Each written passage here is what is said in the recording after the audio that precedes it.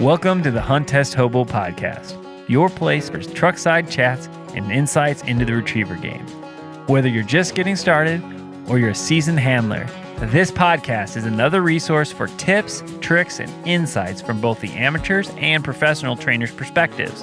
Each week, we'll dive into the nitty-gritty of retriever training, sharing stories of success, overcoming challenges, and forging stronger bonds with our dogs. This is the Hunt Test Hobo Podcast. I'm Chris Rudd, your host, fellow retriever enthusiast, and student of the game. Let's dive in. Welcome to another episode of the Hunt Test Hobo Podcast. Welcome, welcome, welcome. So excited to have Mike Schwan with me today. Going to be a new friend. Strong recommendation from another newish, pretty good friend. So pretty excited to talk with Mike today. We're going to be talking about the Grand and his journey. He's got a multi-time Grand hunting retriever champion, and I believe a new puppy. So we'll have a great conversation today. Before we do that, let's dive in and talk about our lovely partners that help us. And when I say us, it's really me. Helps me bring these podcasts to you all. I wish I had an us. If you guys know of an us that would help me with the podcast, send them my way. That'd be really, really, really nice. But first of all, thank Purina Pro Plan for sponsoring this and every episode of the Hunt Test Hobo Podcast. Been feeding these hungry, I want to call them hippos because they look like hippos. These almost 8-week-old puppies that I got, man, they're savages. I mean, I've never seen puppies consume food so fast and get so big so fast.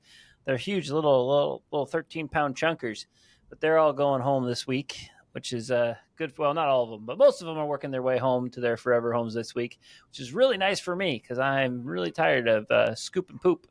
Even though it's little Tootsie Roll poop, there's a lot of it, so you got to keep scooping that Tootsie Roll poop, which is powered by Purina. I hope that was actually a little funny, but if you've seen Tootsie Roll poop, you know what I'm talking about. Anyway, thank you to Purina Pro Plan for sponsoring this and every podcast. Also, thank you to the Hunt Test Guide, what Clark and Lyle are doing over there. I've been looking at some of those setups that they're posting Clark has been posting pre-Grand, just trying to get those ideas flowing. If you're looking for a new place to see some awesome setups, check out what Clark and Lyle have going with the Hunt Test Guide. Join there and really enjoy learning over there. And last but not least, thank you to Retriever Foundations for sponsoring this and every episode as well. We are churning out the content. We did some filming last week for the new series. It's going to be great. We're wrapping up the upland editing, so hopefully we can get some new content for all of you out there. And specifically, if you want to pass the Grand, we have Dan Erke has went. I think it's like 400 consecutive upland passes, and that's nothing's more heartbreaking than getting to day 5 at the Grand and not passing. So if you're looking for a near perfect program to pass at least the 5th day of the Grand, we all know there's no perfect way to pass the other 4 days, but if you want to pass the last day, 400 consecutive passes does mean something, I think. So can't wait for that course to be available for everybody. So, and if you're wanting to pick up the puppy course or the Amateur's Guide to Hunt Test Success, who named it so hard? Golly, that would be me. If you're looking for another course to sharpen up your, maybe by training by yourself, or looking to get some more advanced drills and such that you need to be successful as an amateur, check out that course. If you use the discount code HOBO, HOBO, I feel like it's a college football chant or something, HOBO, you can get 10% off my course. So check it out. And as always, if you got some puppies that are on the ground, you want some discount codes, hit me up and I'll send them to you.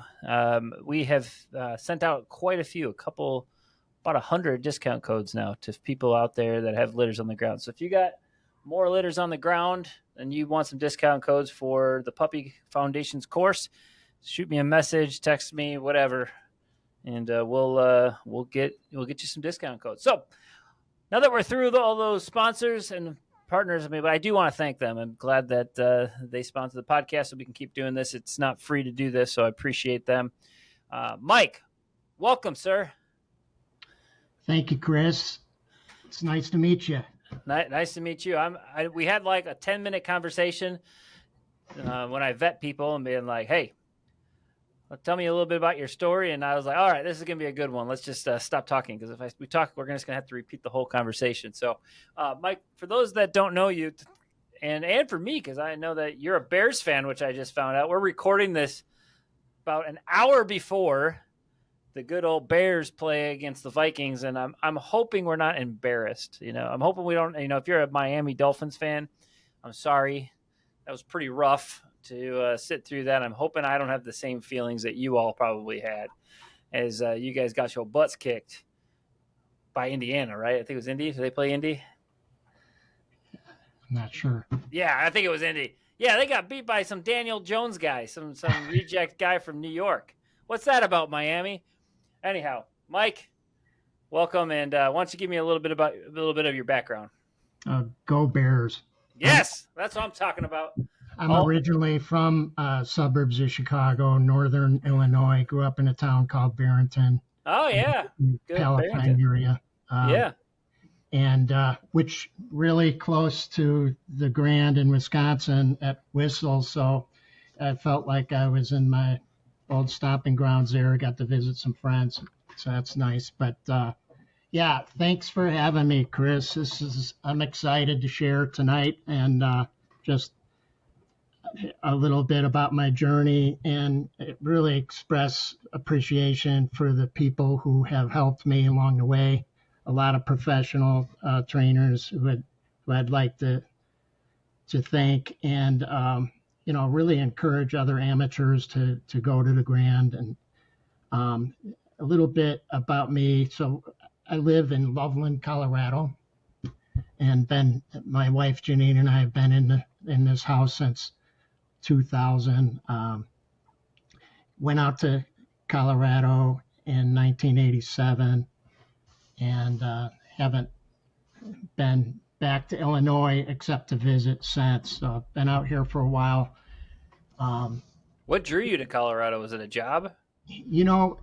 Good question. My dad and mom divorced when I was a young kid, so I visited my dad during summer and Christmas breaks in a small town called Oak Creek. It's near Steamboat Springs, small little mountain town.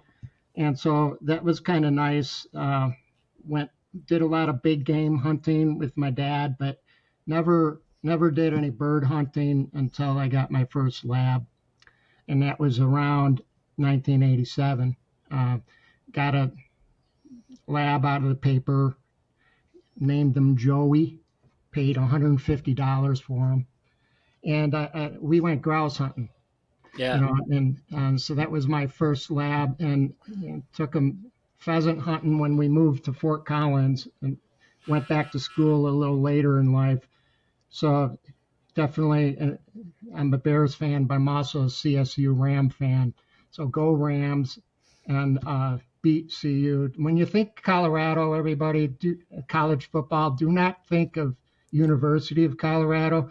Think of the Colorado State University Rams, because we are the best college football in the state. So a little side note there. What would Dion say to that?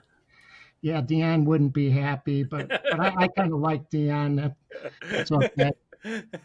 I just watched a documentary on Dion.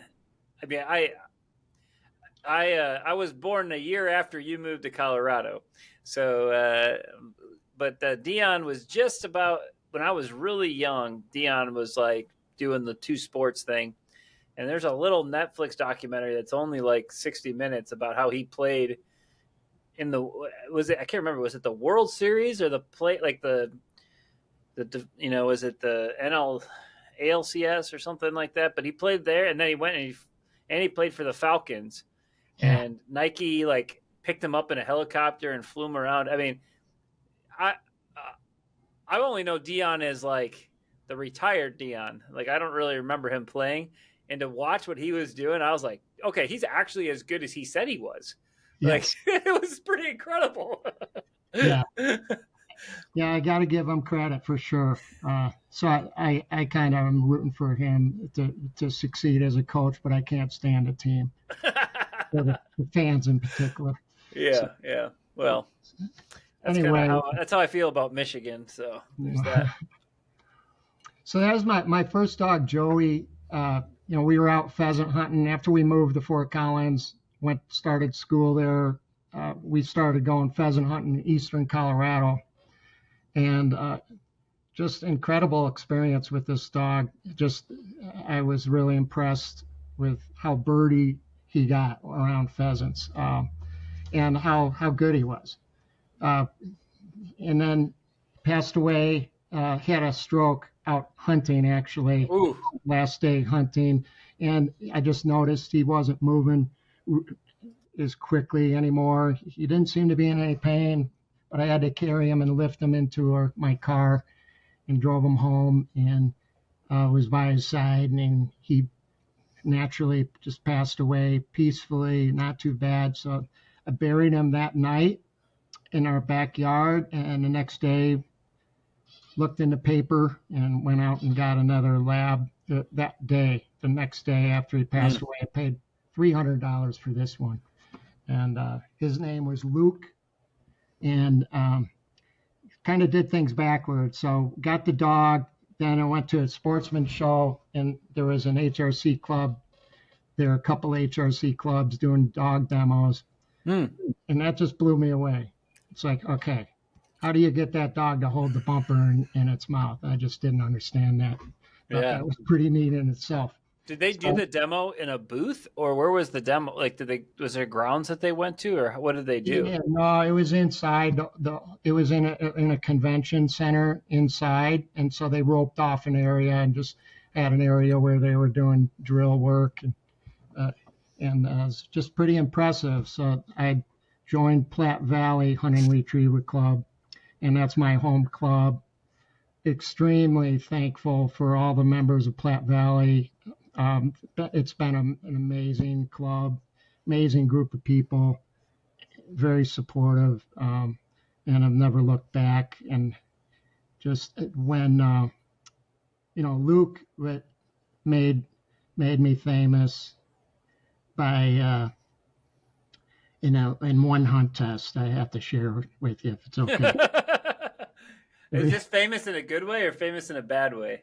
I think it's in a good way. So it's kind of a funny story where I'm doing a finish test, and the memory bird, he overruns, and it was a hot blind, and I'm looking for my whistle, and I kind of get the whistle in my mouth, and I blow it, and he turns around with the bird in his mouth, right, the blind. Yeah.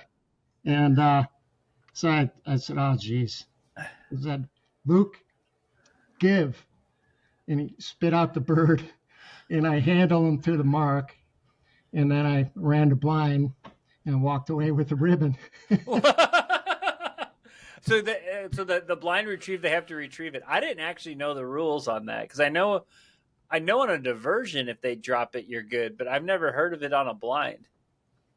Yeah, I didn't think I was going to get a ribbon for that, being that he picked up the blind, but they were impressed that I had that control, was able to spit out the bird and handle him to the mark. And so I passed, and one of our old-time members from Great Plains Hunting Retriever Club, Bill Spitzer, God bless his soul, he's passed away.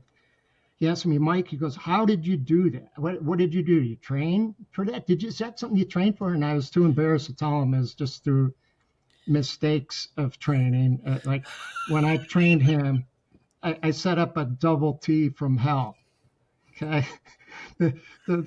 I didn't know much, here I'm reading, doing a little research and everything, but I'm going out there and I set up this double T where the side piles are, maybe 20 yards from the line and real close, and then another side piles and the back pile. And he was struggling, and he would get to the side pile and pick up the bumper. So I'd go out to him and I'd say, I'd nick him and I'd say, give. And so I got him to the point where he wouldn't go to the back pile, but he'd go to the side piles, and I'd say give, and he'd give them up, so I'd be able to handle him to the back pile eventually put it together. That's hilarious. Got 500 points on him, and he was a great first dog for HRC. He was a nice dog. My So wife got her dog, and she trained Libby. Got her championship on that and trained it. So it's been a wonderful hobby for my wife and I for the last 24 years. wow, I got two comments. One is I'm getting a new dog in first week in October, and we're naming it Libby. It's gonna be her name's gonna be Liberty, but her call name's gonna be Libby. So Nice. pretty excited for that. My girls are super stoked for another puppy that we're actually keeping this time instead of all these puppies that roll on through here.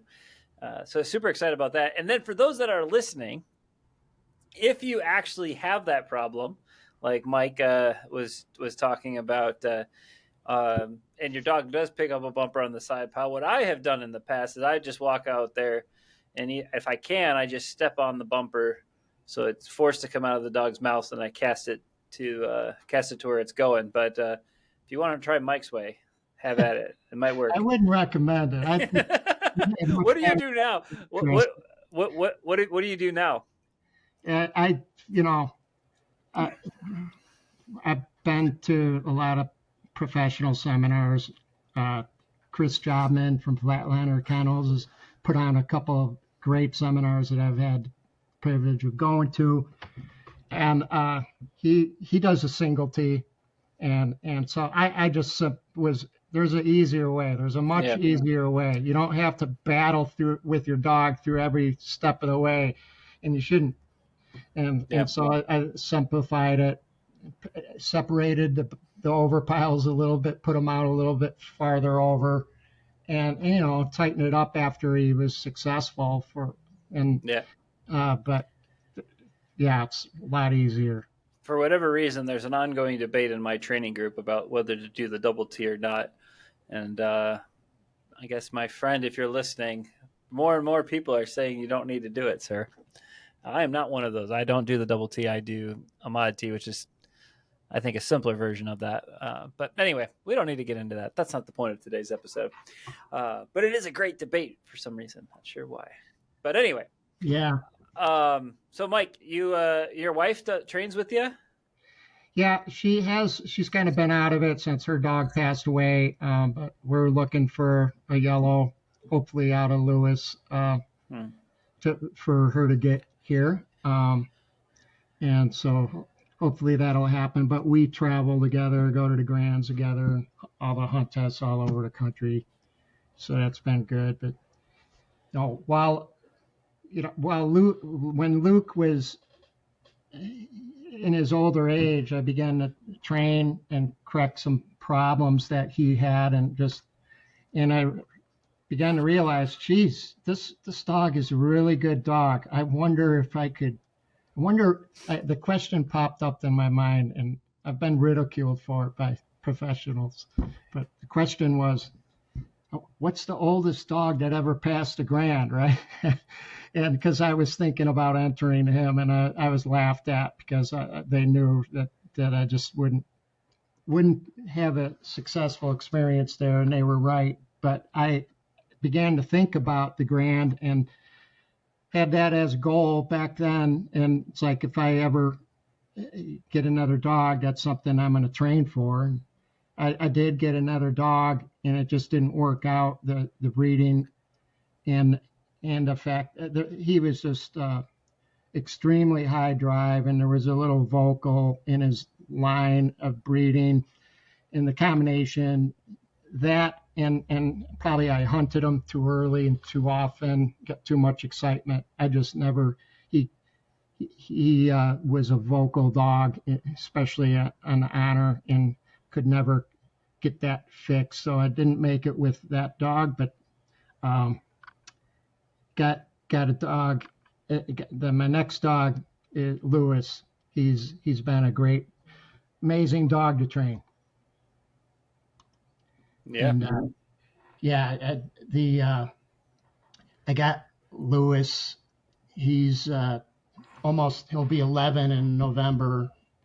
And so I did some research online and saw breeding advertised Eddie Sims was the one who bred him, his dog Philly, who was a nice dog. He bred to a dog named Zeke. And Zeke's owned by Tom Mathis. He passed away earlier this year. Zeke did. I'm sure Tom has a big hole in his heart as a result of the recent loss. But Zeke was trained by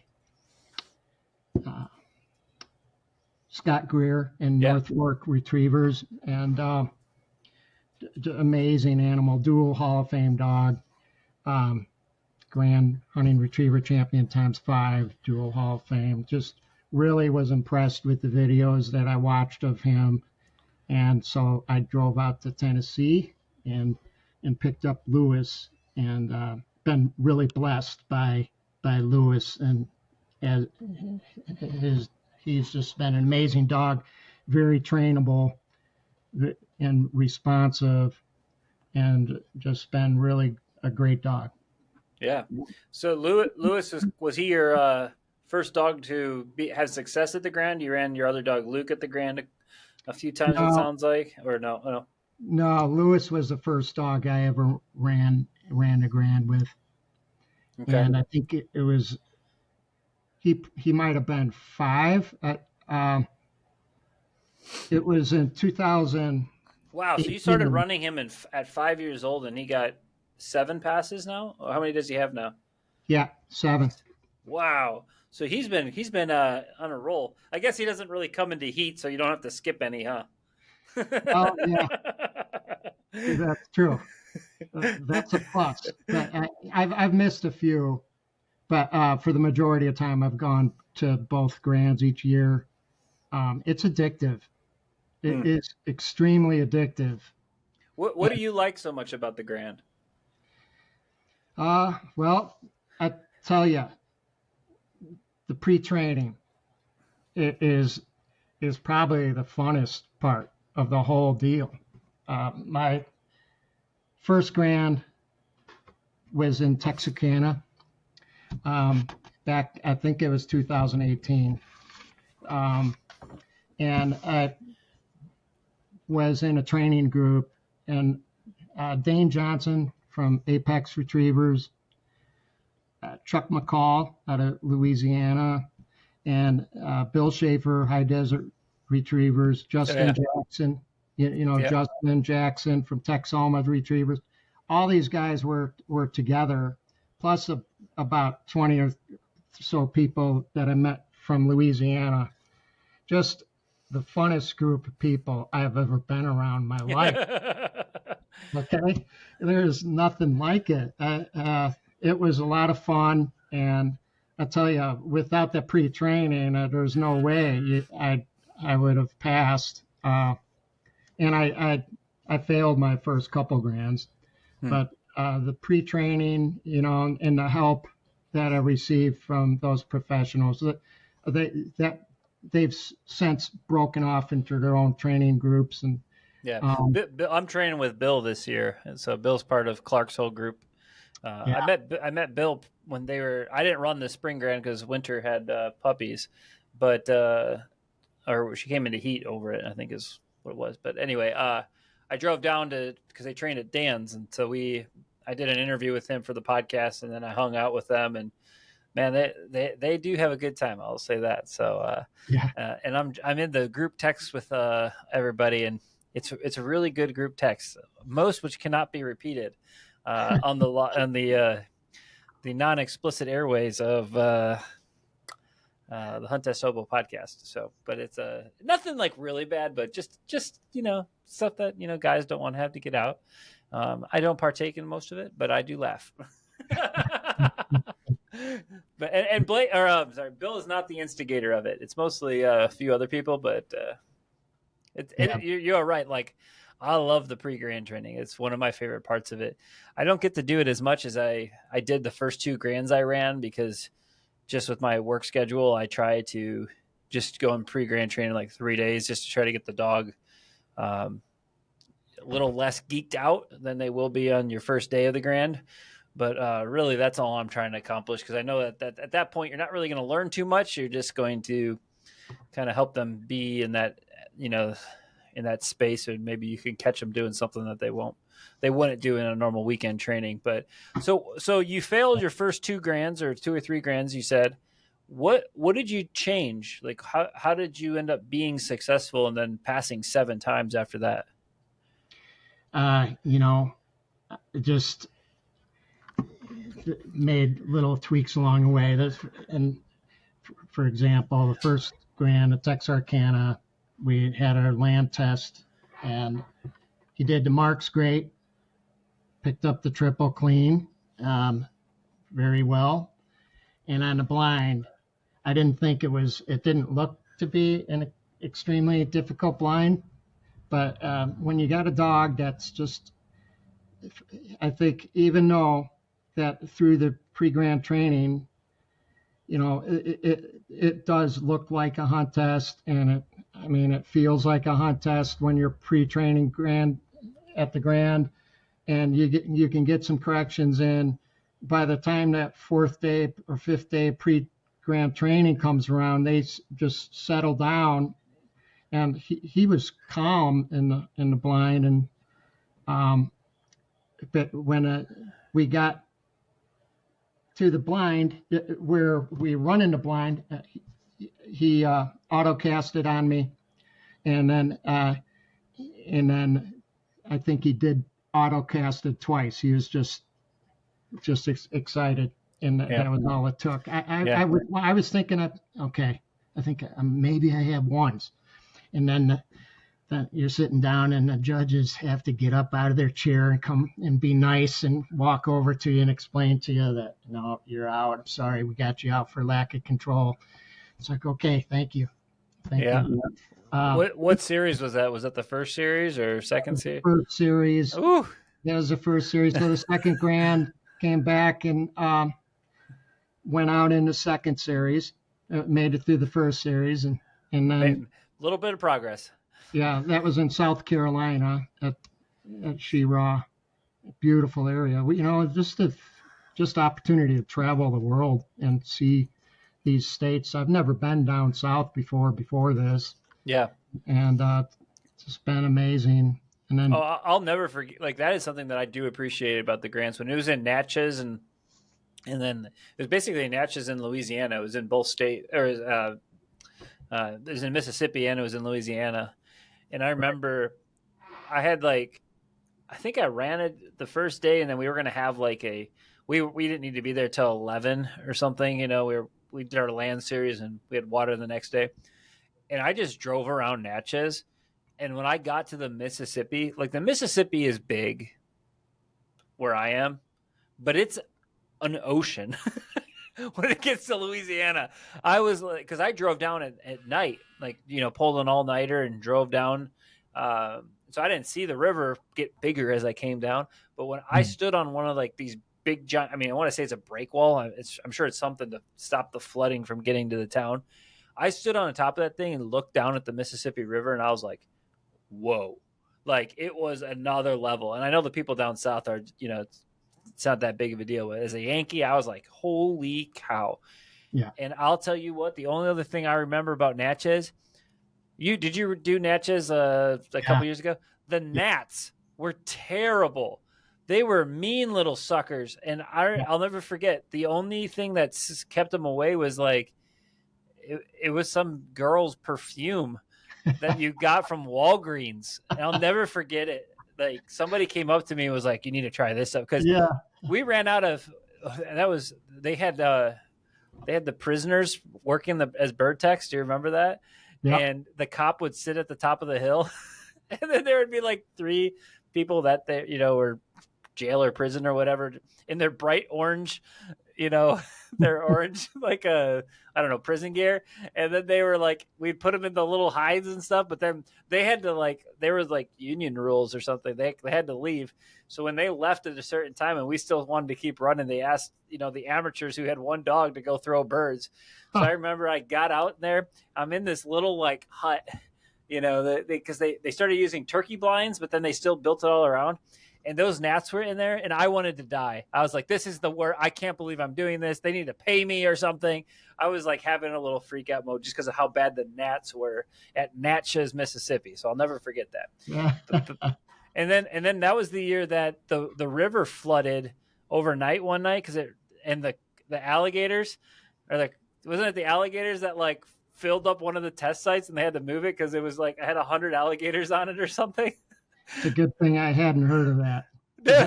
No, I would stayed. I'll never forget that they had a site picked out, and I think they ran test dog or something.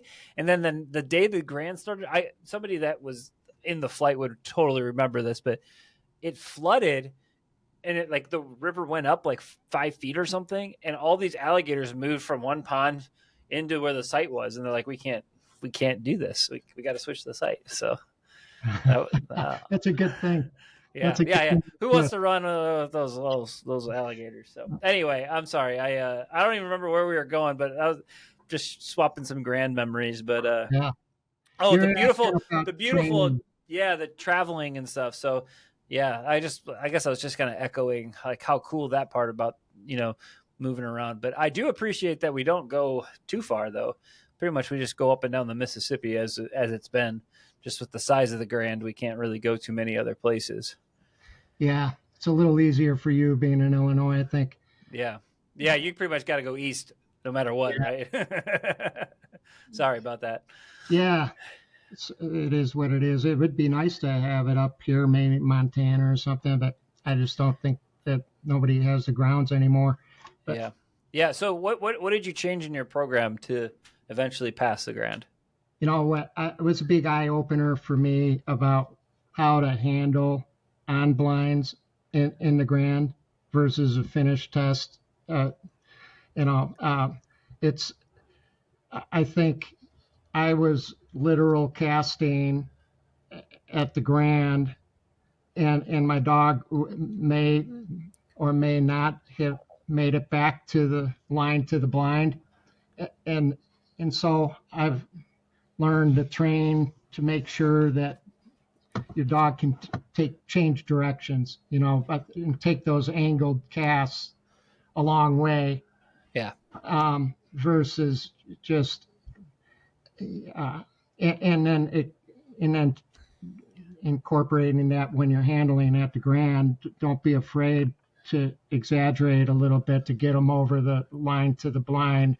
If you have to blow your whistle a bunch of times, it's not the end of the world. Just keep them in that corridor, even if it's a little choppy. Oh, yeah. Back and forth. Yeah, that's a big tip. So if you're planning to run it, like I remember a blind I ran that I didn't get a single cast refusal, but I blew my whistle 20 times, and it was a 100-yard blind. But you needed it. It was just one of those really tight blinds that you could not screw around with, and she took a 45-degree cast every time, but I had to say tick, tick, tick, tick, tick, tick, tick, tick, tick, tick, tick, and we got it. And I turned around, and the judges smiled and said, "Nice job." And I was like, "Yes." But I was, and Dane was in my flight, and Dane he's a pretty funny guy. Like I think Dane's pretty funny, but I'll never and he was funny the day one. This is our second series, and he was all having a good time and coming off the line like, "Hey guys, yeah."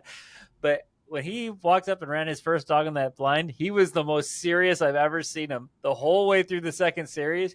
And then his last dog picked up the blind and he went, "Yeah!" Like he just screamed on the platform when his last dog did it. It was like this immense relief for him. I'll never forget that. I love it. I wonder if he remembers that. I'll have to message him and ask him if he remembers that second series we ran in Natchez when he let out the big war cry. It helps if you can see your dog. Some of those blinds are in dark holes. Oh yeah, it's like the darkest. And if you have a black dog and at a certain time of day, you just hope for the best. Yeah. You're hoping you can see their eyes, a little bit of their eyes. Yeah, but they are so much fun. I mean, it's so much fun to try, even if you don't make it. Yeah, of course, it's wonderful to pass. So you never want fail no matter when, but it's never any fun. But you learn from your experiences, you get better. With marking, I think, if anyone has an interest in the grand, I think you just try to extend your dogs with some distance and get them used to doing longer singles and to where he's successful with a variety of distances, and that's helped as well. Yeah. And picking out those longer like not picking out the guns because that's not the right word. It's picking out that bird in the air. Yeah. It goes off with no sound at 187 yards. Like, how do can you see that bird? Do they follow that gun? I think, obviously gun swinging at the grand is a huge critical thing. And that's what I'm going to start.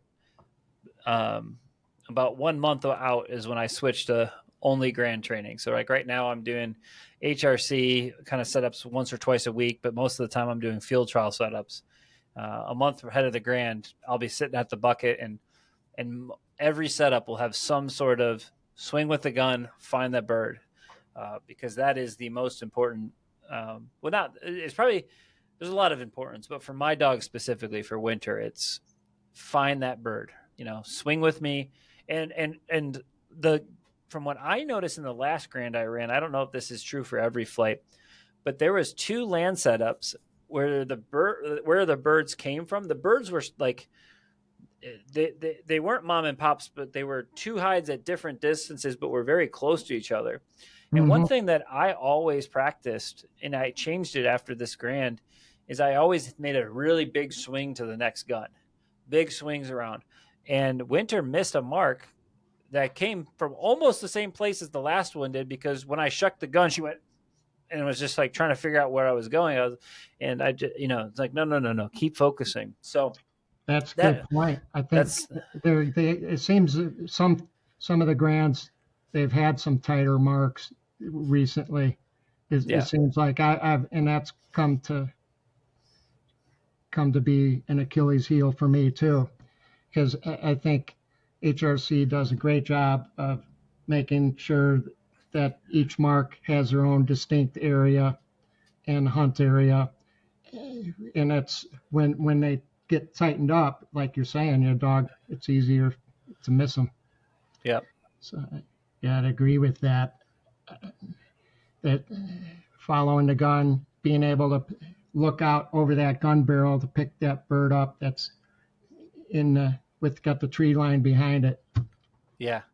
I trained with a pretty successful AKC, person that's ran master tests for forever and qualifiers.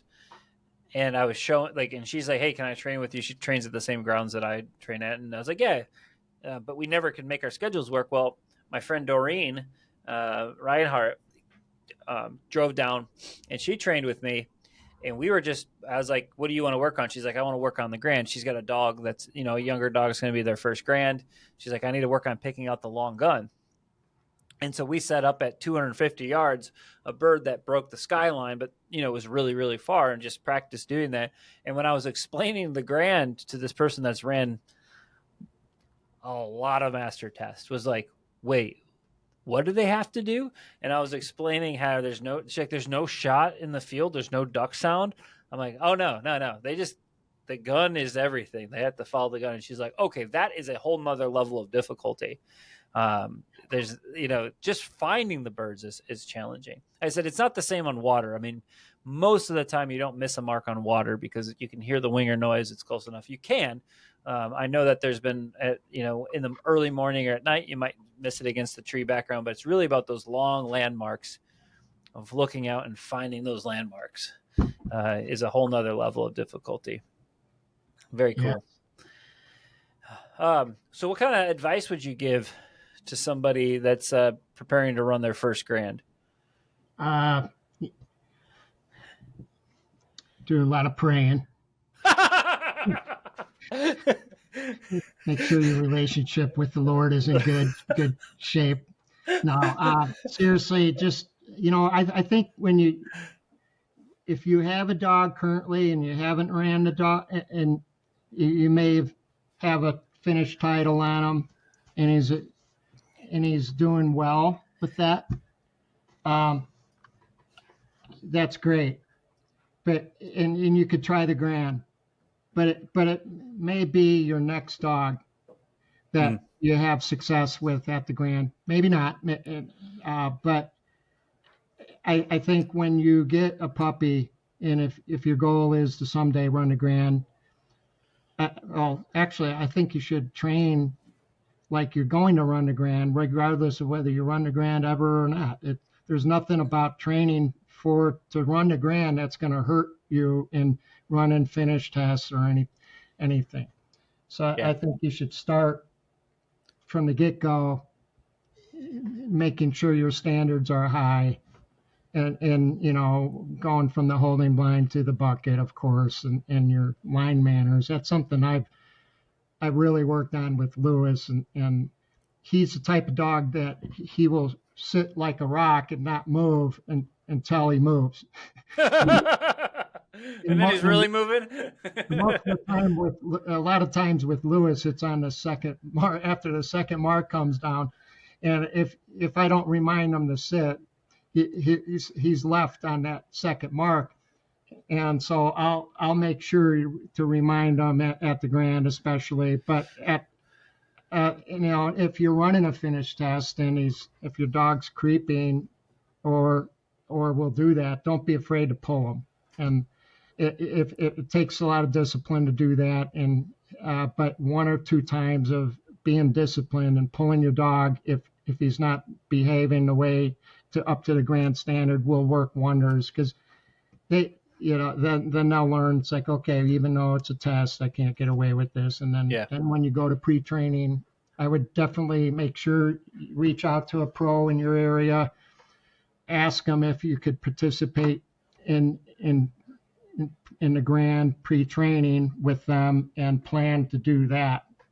And that will in itself will be huge for line manners and making sure your dog goes up to the line under control and doesn't necessarily think it's a test so much. That's not going to be so much on his mind after pre-Grand training. That'll remove a lot of that. But prior to that, I would say just training doesn't need to be difficult. You don't have to battle with your dog and with everything. Allow your dog to succeed. And when you're training for blinds, for example, it doesn't have to be a battle when you're first starting cold blinds. It seems to be an area where a lot of handlers struggle from going from pattern blinds to cold blinds.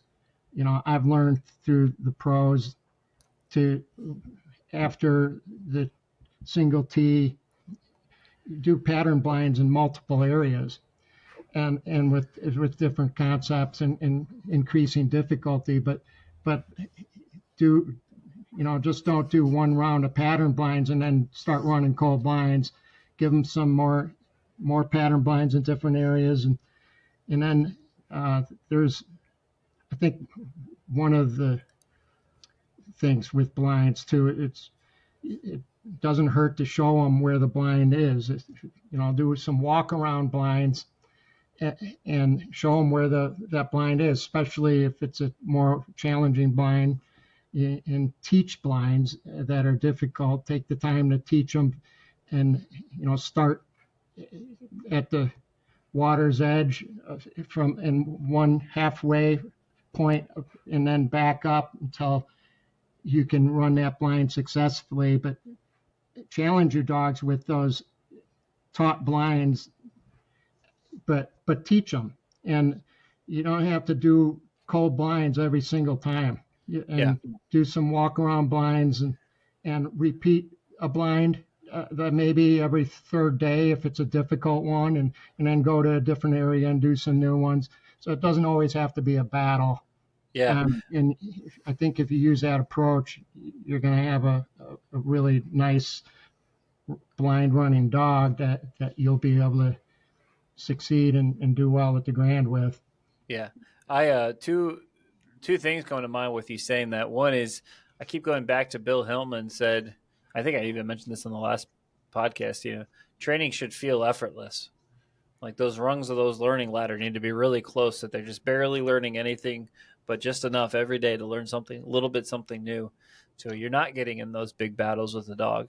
And the second is I remember Carter talked about on a podcast. I think it was with I think it was a Doghouse podcast. He almost runs complete. Every blind is a white pole blind, and I thought that was really interesting. Wins the crown. I think 2 years now, right? And every time it's white poles, every blind. I don't do that, but I do run a lot more than people probably realize. I'd say at least 50% of every blind I run has a white marker at the end of it. And I don't do that a ton on really short ones, but like when they get, 3/4 of the way out there, where they start to get unsure, especially with my younger dogs, I want them to take a cast and look up and see that. And I think that's really important mentally for those dogs, that when they take that literal cast you gave them and they make that turn and they take 10 to 15 steps, that they're rewarded by seeing that, especially if you had a few cast refusals and you had to recall back to a certain point. There's nothing more valuable than that instant learning that dog gets. I think that's something I'm maturing in my training is trying to set up ways for that dog to get that little instant learning of, all right, I finally listened to him. I trusted him. I took the cast and, he was right. I think that goes a long, long way in a dog's learning. They don't necessarily see the pole when they first take their initial line. Yeah. They can't see it, but then you get into that danger zone and maybe they take, they give you a cast refusal and you're not burning them. You're just recalling, give them that cast again. And if they take it, you want that visual success to be apparent to them. Like, oh, it is right there. Look at that. Wow.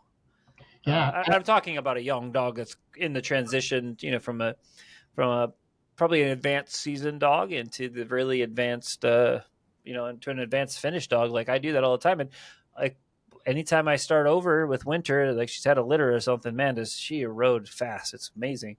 But when I'm starting to rebuild, that's what I do. I start with all white poles and just keep running, kid. You'll see it, and if they line it, great, move on. Awesome. If they don't, no big deal. Just keep driving towards it. Yeah. I've never used white markers like that, but I can see where that would be invaluable, especially if there's toward the middle or second third of that blind, if there's opportunities to cheat and they know where that blind is, it's then it's a little bit more justified. Pretty black and white. You're getting it, kid. You see it right there. Yeah. No, I do a lot of white poles. Like I do a lot of white pole blinds, but I also do a lot of where there's nothing. There's maybe a tiny piece of orange ribbon that I know where it is, and those are, you have to do a lot of both. But I do think in general people don't run enough sight blinds where. Yeah, that and as far as other preparing for the Grand, I think in general, even if it's preparing for finish tests, I think a lot of clubs during their training days might set up a triple, right? And everyone comes to the line and thinks that that's what they need to do is a triple. And it seems like they everybody, and I've been guilty of it too. I've had what I've referred to as I have the best dog in the world syndrome. and you come up to the line and you want to impress everybody at the training day instead of training your dog, right? And you want to show everybody that your dog can do that triple. Yep. When they, majority of time, singles are the best, and a lot of singles with multiple guns, a lot of drills where you might do a single mark or a blind and then a mark a mark and then a blind underneath the arc of that, and then I do another mark and a blind underneath the arc of that, do like a three-peat like that. Just, yeah, take advantage of the training days, but make sure you train and don't go to the training day to win the trophy. Oh yeah, you never win it. My favorite thing to do is when we're training and a dog does something wrong and you have to recall. I always yell, "We're training now," because I feel like that's when you got to recall a dog. That's when you're like, "All right, we're working on something. Here we go. Let's go." And I try not to do that more than maybe 15-20% of the time. Like, you don't want battles like that, but when you get battles like that, or training opportunity, battle's not the right word, because I think a battle is when you feel like you might not win, and that's not what I'm trying to do. I'm just saying, all right, this rule, come on back, let's redo this. I'm going to simplify this for you. You're going to get the opportunity to have success, but you're not that's not how we're going to handle this situation, my friend. Chris, do you do field trial stuff? Yep. So you train a lot. Do you run the open or no. Amateur? And I've run a couple. I've run a couple quals. I've ran a lot of Super Retriever Series stuff. So the field trials in there. So I do. I train I train the months leading up to the Grand, either the spring or the fall. That I run exclusively Grand setups, but then around that, maybe once or twice a week I'll run an HRC setup. But the other 7 or 8 series or sets that I run is almost all field trials, mostly because it's a lot easier to set up and it's a lot faster for them to learn when the distances are greater. But you still have to learn, and you have to work on all those other mechanics that are specifically unique to the Grand. And I completely changed the way I allow my dog to run a Grand blind, and run blinds leading up to the Grand. So if they give me just the right amount of cast for something in a field trial training day, I let them roll, let them have that reward of that sliver cast that is directly to the bird, but they maybe didn't perfectly cross the line. I let them roll.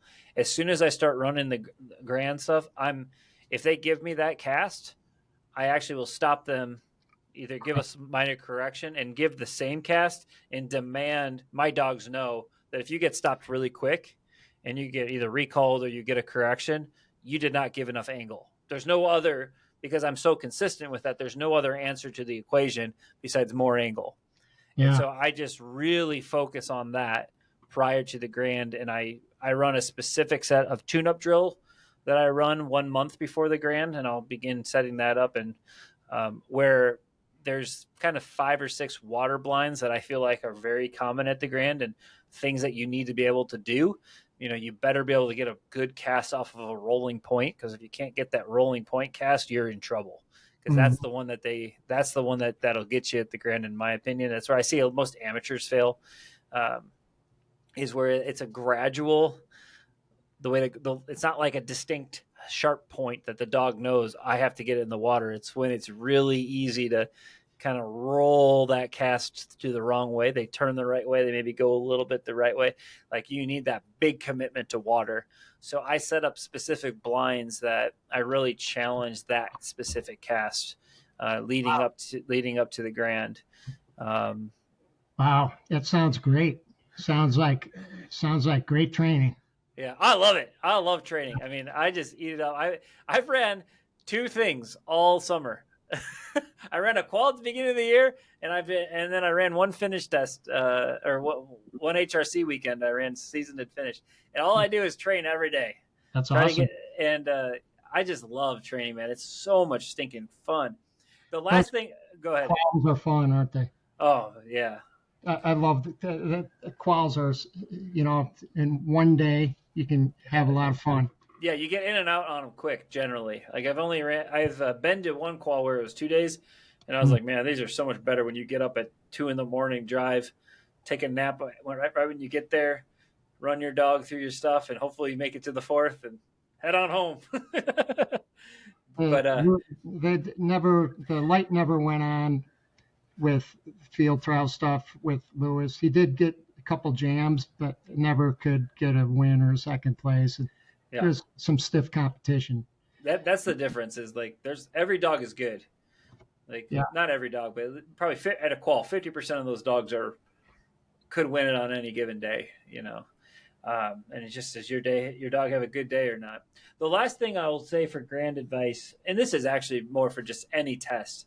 One thing that I have started to do, and I learned this from Jeremy Legg and Steve Eric when I pre-grand trained with them one time, is you make this big drive, right? You drive, 4 hours, 8 hours, 10 hours, whatever it is, to where you're going to pre-grand train. And that is your opportunity to make them think they are at the test. Right. Because you got as amateurs, you got all these dogs around, you got trailers, you got ATVs driving around. They're hearing pop. Or the dogs are hearing quack, quack, quack, quack, quack. Pop, pop, pop. Oh, they're jacked up. They know they're at a test. So what I don't put the collar on the dog. I go through my whole routine. This is just day one. And I decide the standard, or I decide the thing I'm working on. So most of the time it's going to be sitting for your marks, right? Or getting to the holding blind. Like you decide on what is that thing that I need to really focus on, because you get one good correction and then the cat's out of the bag. You're not at a test anymore. So you have to decide what that thing is, and you have to have a plan, and your team around you has to know what your plan is. But we coordinated every dog that ran first. We didn't put a collar on. We sat in the holding blind. What's your dog number? All those things. And then we decided.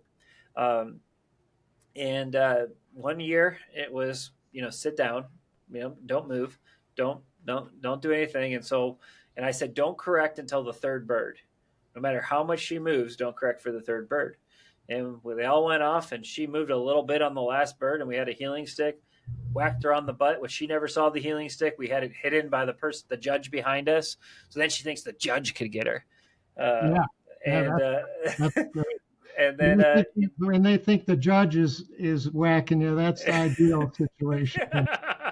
Yeah. So, but you make the correction, and you take the birds away, and you go back to the holding blind, and you do it all again until they do it right. And it really does give.